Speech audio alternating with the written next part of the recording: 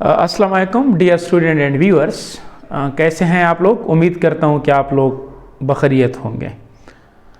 Last time हम लोगों ने अर्हीनियस इक्वेशन पे बात की थी, जिससे हमने ये बात सीखी कि टेम्परेचर किस तरह से रेट कांस्टेंट को इफ़ेक्ट करता है। अब किसी इक्वेशन को डिराइव करना ये कोई बड़ी बात नहीं है, ये हर बंदा कर सकता है। तो मैं एक सजेशन आप लोगों को करूँगा कि जब आप कोई इक्वेशन डिराइव कर लें, इसकी फिज़िकल इंटरप्रिटेशन करना ये बहुत ज़रूरी है, और साथ साथ उस क्वेश्चन यानी उस इक्वेशन पे न्यूमेरिकल्स प्रॉब्लम करना ये बहुत ज़रूरी है। जब तक आप एक इक्वेशन प्रॉब्लम सोल्यूशन के लिए इस्तेमाल नहीं कर सकते, it means you have not understood that very equation up to the mark. लिहाजा मेरा मशवरा ये होगा आप लोगों को कि जब भी आप कोई इक्वेशन डिराइव कर लें, उस पे न्यूमेरिकल ज़रूर कर लिया करें। और यही मेजॉरिटी स्टूडेंट का बहुत बड़ा इशू होता है कि वो कोई मतलब है कि इक्वेशन न्यूमेरिकल्स के लिए बहुत कम इस्तेमाल करते हैं। तो काइंडली इन सजेशन पे गौर कर लें। तो आज मैंने अर्हीनियस इक्वेशन पे 3 प्रॉब्लम्स हल कर रहे हैं। 2 प्रॉब्लम्स मैंने पंजाब के जो केमिस्ट्री का टेक्स्ट बुक है, पंजाब बोर्ड का, यानी उनके टेक्स्ट बोर्ड का जो टेक्स्ट बुक है उसको मैंने उठाया है। 2 प्रॉब्लम है वहाँ से डिस्कस करूँगा, एक मैं एक और बुक से डिस्कस करूँगा। लेकिन प्रॉब्लम जहाँ से भी आपको मिले आप इसको हल कर लें, तो इससे आप लोगों को बहुत ज़्यादा फ़ायदा होगा। आपके सामने मैंने क्वेश्चन लिख लिया है। आपके सामने नाइट्रोजन पेंटाऑक्साइड है और इसकी डिकम्पोजिशंस एक्सपेरिमेंटली तौर पर की गई, और फिर इसके लिए 1/T और log K इसका ग्राफ बना दिया गया। और इस ग्राफ से जब इसको प्लॉट किया गया तो इनके प्लॉट होने से इन्होंने स्लोप निकाल लिया, और ये जो रिएक्शन था इसके लिए जो इन्होंने स्लोप बना यानी मालूम किया under given set of temperature. तो यहाँ पे स्लोप की वैल्यू आ गई -5400 K। और आपसे ये पूछा जा रहा है कि आप एक्टिवेशन एनर्जी कैसे मालूम कर सकते हैं। मतलब ये कि इस रिएक्शन के लिए एक्टिवेशन एनर्जी की वैल्यू क्या होगी। अच्छा, इस पर भी मैं इस न्यूमेरिकल को मैं हल कर लेता हूँ। लेकिन इससे पहले एक पॉइंट, जो मेरे अर्हीनियस के इक्वेशन को जब मैंने डिराइव किया था तो उसमें एक स्टूडेंट ने सवाल किया था, मैं वो क्वेश्चन भी कुछ टाइम के लिए जल्दी निपटा देता हूँ डायरेक्टली ही न्यूमेरिकल्स के लिए। फॉर एग्जांपल आप लोगों के साथ ये अर्हीनियस का इक्वेशन था। अर्हीनियस के इक्वेशन में मैंने लिख लिया था कि K is equal to K, वैसे लोग इसको लिखते हैं दिस K, लेकिन मैं इसके बाद जस्ट लिखूंगा K ताकि आपको कन्फ्यूजन ना हो। Whenever I say K, I mean the small K, small little K। लिहाजा अब K is equal to this is A, और ये आपके साथ E minus EA divided by RT। ये है हमारे साथ अर्हीनियस इक्वेशन। इसमें से ये है स्पेसिफिक रेट कांस्टेंट, और ये है आपके साथ प्री एक्सपोनेंशियल फैक्टर, और ये है आपके साथ this is just exponential factor. This is called exponential factor. और इस के मुतालिक मैं आप लोगों को ये बताऊं कि ये जो एक्सपोनेंशियल फैक्टर है, इस एक्सपोनेंशियल फैक्टर की वैल्यू 0 और 1 के दरमियान होगी। कभी भी इसकी वैल्यू 1 से ज़्यादा नहीं हो सकती। क्यों नहीं हो सकती, इस पर बाद में बात कर लेंगे, या एक थ्योरेटिकली इस पर डिस्कशन कर लेंगे। लेकिन फिलहाल आपको ये पता होना चाहिए कि इसकी वैल्यू 0 और 1 के दरमियान होगी। कभी भी ये 1 से एक्सीड नहीं हो सकता है। लिहाजा अगर आपका आंसर कहीं पे इस किस्म के क्वेश्चंस के लिए, यानी जो एक्सपोनेंशियल फैक्टर है, अगर एक्सपोनेंशियल फैक्टर के लिए आपका वैल्यू कभी 1 से ज़्यादा आ जाए, आप समझ जाएं कि आपकी कोई मतलब है कि ब्लंडर है आपके प्रॉब्लम्स में। ये बहुत इंपॉर्टेंट पॉइंट है। अच्छा, अब अगर हम देख लें तो ln k, ये मैंने इसका नेचुरल लॉग लिया है, और नेचुरल लॉग में आपके साथ लॉगरिथम का जो बेस होता है वो होता है e की वैल्यू है 2 पॉइंट समथिंग।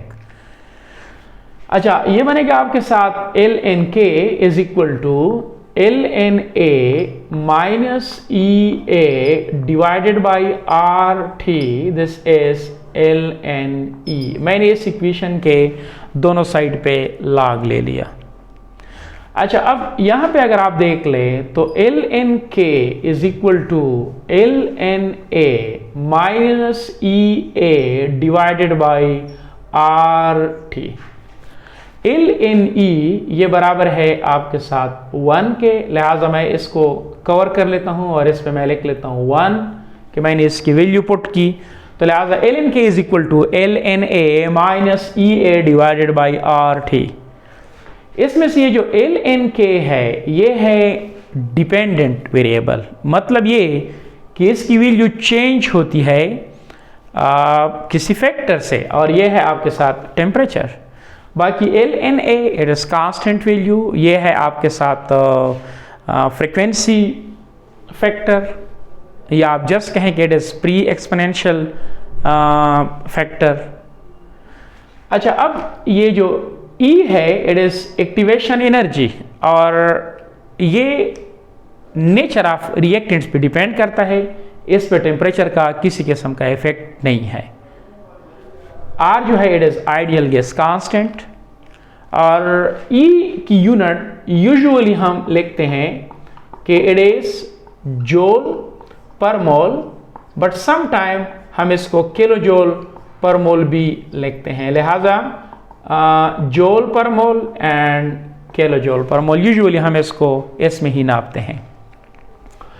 अच्छा, अब एक और बात कि स्टूडेंट ने जो सवाल किया था, मैं उसकी तरफ आ रहा हूं कि स्टूडेंट के क्वेश्चंस एड्रेस हो जाएं।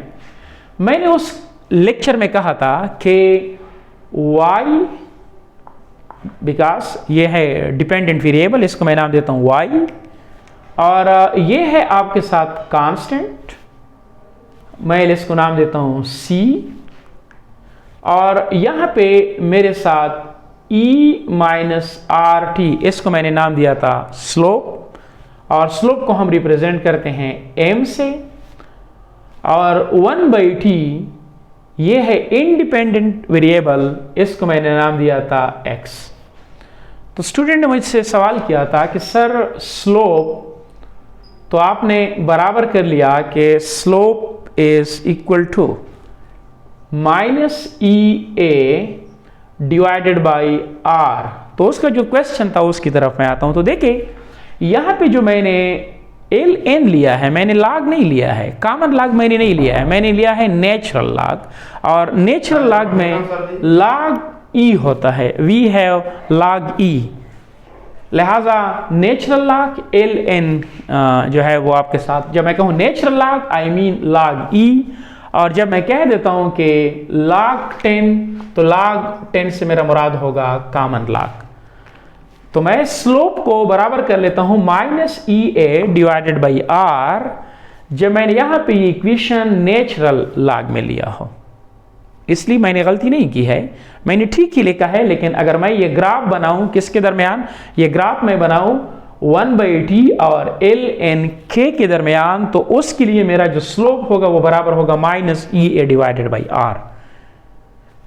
लेकिन हम नेचुरल लॉग को कन्वर्ट कर सकते हैं कॉमन लॉग में, और जब आप नेचुरल लॉग को कॉमन लॉग में कन्वर्ट करना चाहें तो एल एन की जगह आप जस्ट लिख ले 2.303, जो आपके बुक में भी मौजूद है 2.303। ओके, मैं कंफर्म भी कर लूं, यस 2.303, और यह आ जाएगा आपके साथ log, और यह आपके साथ k, तो ये आ जाएगा आपके साथ एल एन ए, तो इसकी जगह आप लिख सकते हैं 2.303, दिस इज log a, और ये आपके साथ minus E A divided by R T, because just मैंने ये लिख लिया।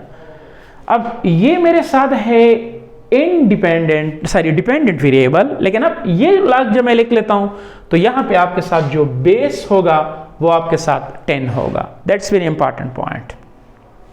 अच्छा, यहां पे दोनों साइड को 2.303 पे डिवाइड कर लें, तो जब आप इसको डिवाइड कर लेंगे तो ये बनेगा आपके साथ log k, चलो ये स्टेप बढ़ा भी देता हूँ, तो 2.303 divided by 2.03, this is equal to 2.303 log a divided by 2.303 minus ये आ जाएगा आपके साथ E A divided by 2.303, here it is RT. This and this cancel, this and this cancel, तो ये आ जाएगा आपके साथ log k is equal to log a minus EA 2.303 and here it is multiplied by 1 by RT. अब यहाँ पे देख लें, ये भी सेम उसी तरह का ही इक्वेशन है, लेकिन फ़र्क ये है कि नेचुरल लॉग की जगह कॉमन लॉग आ गया। अब अगेन मेरे साथ क्या है, ये है डिपेंडेंट वेरिएबल, इसको मैं लिख लेता हूँ y, ये आ गया मेरे साथ c, और यहाँ से लेकर यहाँ तक अब चूंकि ये तमाम चीज़ें कांस्टेंट है, इसलिए ये मेरे साथ बनेगा m और ये बनेगा x। अब यहाँ पे मेरे साथ स्लोप था minus E A divided by R, लेकिन जब मैं log k का ग्राफ बनाऊं, log k का, नॉट नेचुरल लॉग का, तो मेरे साथ फिर जो स्लोप बनेगा, स्लोप ये आ जाएगा मेरे साथ के slope is equal to, now this is my slope, ये इस कंडीशन में, यानी उस कंडीशन में जब मैं log k को ले लूं तो ये आ जाएगा मेरे साथ minus E A divided by, ये बनेगा 2.303, here it is r, it is my slope।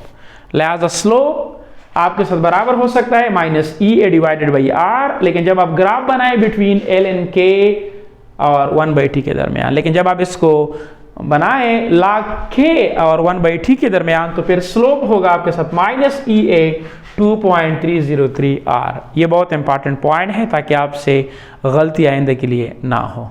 अच्छा, अब यहाँ पे जो मुझे न्यूमेरिकल दिया गया है, अब आप ज़रा इस पे गौर कर ले। इस न्यूमेरिकल में मुझे जो ग्राफ बना के दिया गया है वो log k और 1/t के दरमियान दिया गया है, लिहाजा मैं अगर स्लोप का फॉर्मूला इस्तेमाल करूंगा तो I will use slope this one minus E A, this is equal to this. अब मुझसे ये मांगा गया है कि एक्टिवेशन एनर्जी मालूम कर लो। अगर आप देख ले, slope is equal to minus E A 2.303 and it is r। अगर मैं आपको कहूं कि स्लोप मुझे मालूम है, स्लोप मुझे दिया गया है -5400k, अब इसकी वैल्यू यहां पे पुट कर ले तो -5400k is equal to minus E A divided by 2.303 and here it is r। तो यहाँ पे माइनस, दिस कैंसल आउट, ये हो जाएगा प्लस, क्रॉस मल्टीप्लिकेशन कर लें तो एक्टिवेशन एनर्जी ये बराबर आ जाएगी 5400k मल्टीप्लाइड बाई 2.303 r। अब आप के जो है it is the unit of temperature, लिहाजा ये आ जाएगा 5400, ये बनेगा आपके साथ 2.303 मल्टीप्लाइड बाई आपके साथ ये है r, या यहाँ पे आप लिख ले k और यहाँ पे आपके साथ r की वैल्यू आप पुट कर लें तो आपकी साथ जो r की वैल्यू है,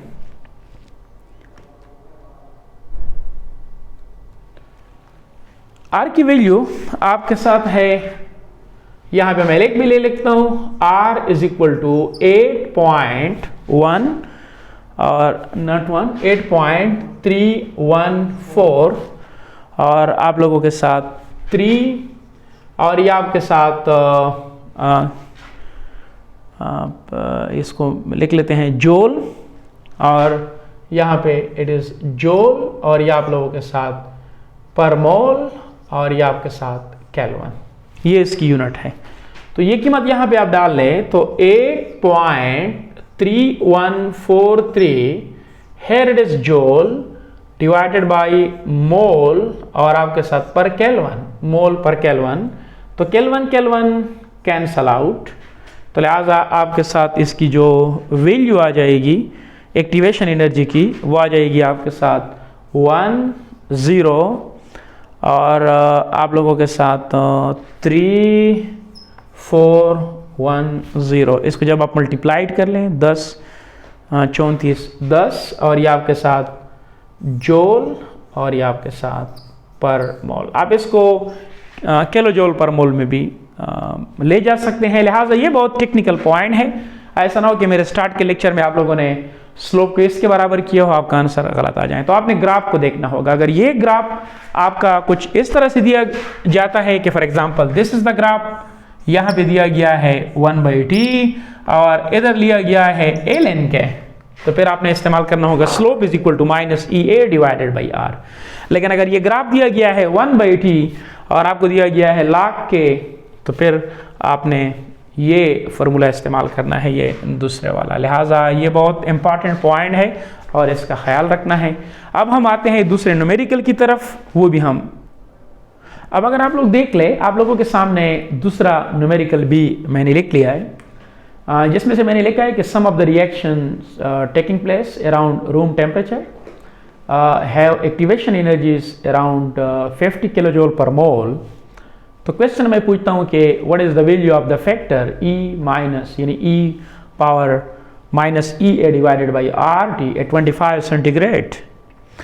लिहाजा ये एक इम्पॉर्टेंट पॉइंट है। क्वेश्चन ये है कि आपके साथ कुछ रिएक्शन है, एक है या दो है या जो भी है, उस रिएक्शन में एक्टिवेशन एनर्जी जो है वो आपके साथ कुछ रिएक्शंस की एक्टिवेशन एनर्जीज इसके बराबर होती है। अब आपसे सवाल ये पूछा जा रहा है कि ऐसी रिएक्शन जिनकी एक्टिवेशन एनर्जीज इसके बराबर हो, अगर मैं आपको कहूँ कि इसके लिए ये फैक्टर मालूम कर ले, तो मेरे ख्याल में कि अब इसमें कोई ऐसी मुश्किल बात नहीं है। अगर आपको याद हो, हमारे साथ एक इक्वेशन है कि K is equal to A minus EA divided by RT। इस इक्वेशन में मैंने पहले ही भी बता दिया कि ये है आपके साथ रेट कांस्टेंट, ये है प्री एक्सपोनेंशियल फैक्टर और ये है आपके साथ एक्सपोनेंशियल फैक्टर, और इस एक्सपोनेंशियल फैक्टर की वैल्यू है 0 और 1 के दरमियान। कभी भी ये 1 से एक्सीड नहीं कर सकता है। तो मैं इस फैक्टर को जस्ट नाम देता हूं कि इट इज FR। ये मेरे साथ उन मॉलिक्यूलों की तादाद है जिनकी तवानाई एक्टिवेशन एनर्जी के बराबर है। तो मैंने पहला सवाल ये पूछा है कि what is the value of the factor at 25 centigrade. तो यहां पे देख ले, तो मैं लिख लेता हूं कि FR, इसका मैं बराबर कर लेता हूं E minus EA divided by RT। मुझे इस FR की वैल्यू, यानी ये जो मेरे साथ एक्सपोनेंशियल फैक्टर है, इस एक्सपोनेंशियल फैक्टर की मुझे वैल्यू मालूम करनी है। अब अगर आप यहाँ पे देख ले तो मेरे साथ चीज़ें नॉन है, कोई मुश्किल बात इसमें है ही नहीं। आई हैव एक्टिवेशन एनर्जी और ऑलरेडी मुझे इस रिएक्शन की एक्टिवेशन एनर्जीज दी गई है कि इसके बराबर एक्टिवेशन एनर्जी ये मेरे साथ बराबर है 50 और ये आपके साथ किलो जूल पर मोल, जो कि फर्दर मैं लिख सकता हूँ 5 0 0 0 एंड 0, और इसको मैं लिख सकता हूँ जूल और इसको मैं लिख सकता हूँ पर मोल। ये मेरे साथ आ गई एक्टिवेशन एनर्जी। मेरे साथ टेम्परेचर है वो है 25 सेंटीग्रेड। यहाँ पे इस इक्वेशन में जो टेम्परेचर है दिस इज केल्विन टेम्परेचर, मतलब ये कि सेंटीग्रेड नहीं है, it is on kelvin scale.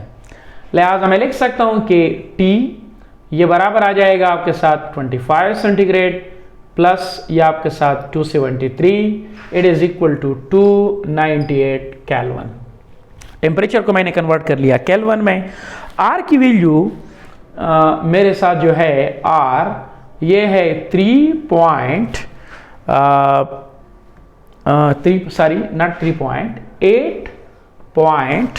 और ये है मेरे साथ 3143 और ये है मेरे साथ जोल और ये है मेरे साथ पर मोल पर केल्विन। या मैं लिख लेता हूं कि दिस इज पर केल्विन एंड दिस इज पर मोल। ये है R की वैल्यू। मुझे मालूम करना है इस फैक्टर यानी एक्सपोनेंशियल फैक्टर की वैल्यू, और मैंने ऑलरेडी आपको बताया है कि इसकी वैल्यू रेंज करती है 0 और 1 के दरमियान। अब कीमत आप पुट कर ले कि F R is equal to E minus E A divided by R T is equal to E minus 5 0 0 0 and 0, और ये आपके साथ joule per mole divided by आपके साथ डिवाइडेड बाई आर, और आर है आपके साथ 8.3143, और ये आपके साथ जूल, ये आपके साथ पर केल्विन, ये आपके साथ मोल मल्टीप्लाइड बाई, और यहाँ पे आपके साथ टी आपने लिख लिया कि यह आ गया आपके साथ 298, और ये आपके साथ दिस इज केल्विन। तो अगर आप देख ले केल्विन केल्विन कैंसल आउट, मोल मोल कैंसल आउट, जोल जोल कैंसल आउट, ये तमाम के तमाम डिजिट्स कैंसिल कर लेते हैं। तो जब आप इसको कैलकुलेटर में यानी वैल्यू डाल ले तो एफ आर, ये जो इस पॉइंट की वैल्यू है E minus E A divided by R T, ये वैल्यू बराबर आ जाएगी। जब आप ये तमाम वैल्यूज कैलकुलेटर में डाल दें तो इसकी जो वैल्यू आ जाएगी वो आ जाएगी ई माइनस 220 पॉइंट, जो मैंने इसको कैलकुलेट किया हुआ है ऑलरेडी, तो लिहाजा ये आ गया आपके साथ 0.188। तो जब आप इसको कैलकुलेटर में वैल्यू डालें तो इसकी जो फाइनल वैल्यू आ जाएगी वो आ जाएगी 1.72 10 रेज़ टू द पावर, ये आ गया मेरे साथ माइनस, और ये आपके साथ 9। ये मॉलिक्यूलों की वो तादाद है जिसके साथ इतनी एक्टिवेशन एनर्जी है कि वो प्रोडक्ट बना सकते हैं, मतलब है कि ये एक्टिवेटेड कम्प्लेक्स बना सकते हैं। इस थ्योरी का बुनियादी आइडिया ये है कि वो कोलिजन इफेक्टिव हो जिनके साथ इतनी एनर्जी हो कि वो एक्टिवेशन एनर्जी का बैरियर क्रॉस कर सकें। ये आ गया आपके साथ value 1.72 10 raise to the power minus 9, और इसकी वैल्यू अगर आप लोग देख ले, यहाँ पे आप देख भी सकते हैं इसकी वैल्यू 1 से कम है।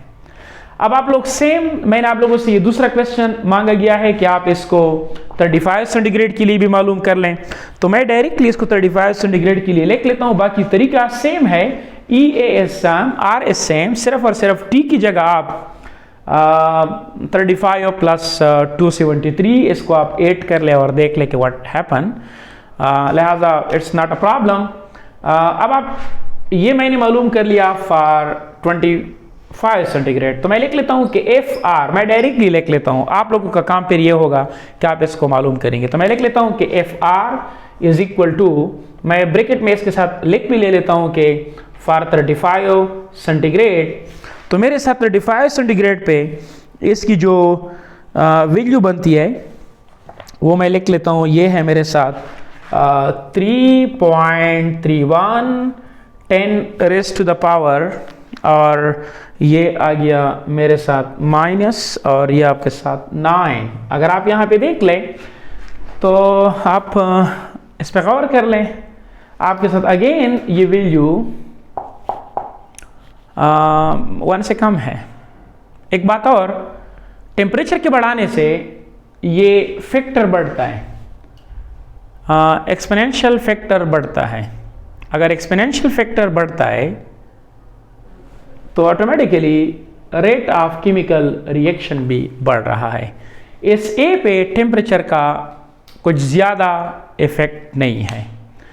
फिर सवाल दूसरा आपसे ये पूछा गया है कि calculate this factor at 35 centigrade and prove that for every 10 centigrade increase of temperature the factor doubles and so the rate constant also doubles. Now यहाँ पे देख लें, मेरे साथ कुछ मैं मैथमेटिक्स आपको जो है वो समझाने की कोशिश कर लेता हूँ। अगर आप देख लें, ये फैक्टर है 25 सेंटीग्रेड पे, वो है ये 1.72 10 raise to the power minus 9, और एफ आर 35 सेंटीग्रेड पे जो कि आप केल्विन में कन्वर्ट करेंगे तो ये बनेगा 3.31 10 raise to the power minus 9।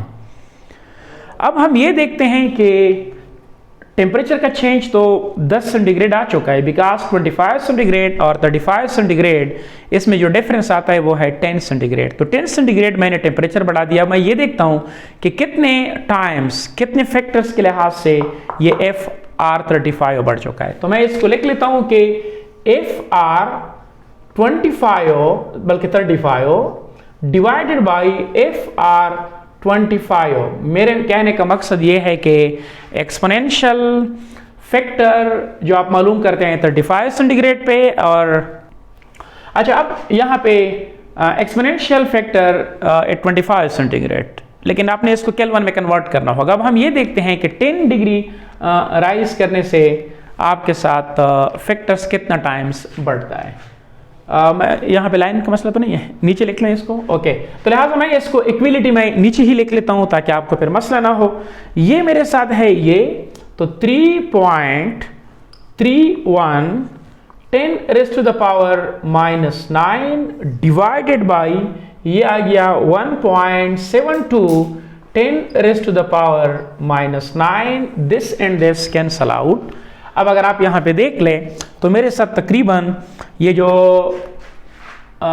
35 पे जो एक्सपोनेंशियल फैक्टर है और जो 25 पे है, तो 35 वाला 25 के मुकाबले में 2 टाइम्स ज़्यादा हो चुका है। इसको ज़रा चेक कर लेते हैं, ओके।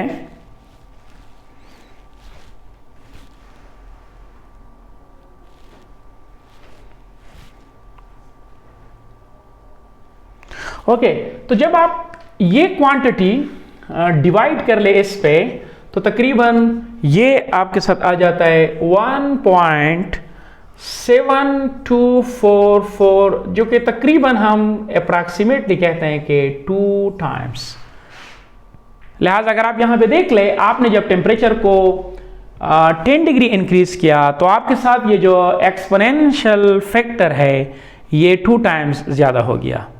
अगर ये 2 टाइम्स ज्यादा हो गया, तकरीबन 1.7244 तकरीबन हम अप्रॉक्सीमेटली कर लेते हैं, तो ये डबल हो गया। अगर ये डबल हो गया तो ये तो वैसे भी कांस्टेंट है, तो के इस पे डायरेक्टली रिलेटेड है। अगर आपके साथ टेम्परेचर 10 सेंटीग्रेड के बढ़ाने से आपके साथ एक्सपोनेंशियल फैक्टर डबल हो जाता है, तो उनके साथ जो रेट कांस्टेंट होगा वो भी ऑटोमेटिकली डबल ही होगा। इसलिए अगर ये डबल हो गया तो ये भी ऑटोमेटिकली आपके साथ क्या होगा, रेट कांस्टेंट भी आपके साथ डबल ही होगा। इसलिए हम कहते हैं कि जब हम 10 सेंटीग्रेड टेम्परेचर बढ़ाएं तो रेट कांस्टेंट 2 टाइम्स बढ़ता है।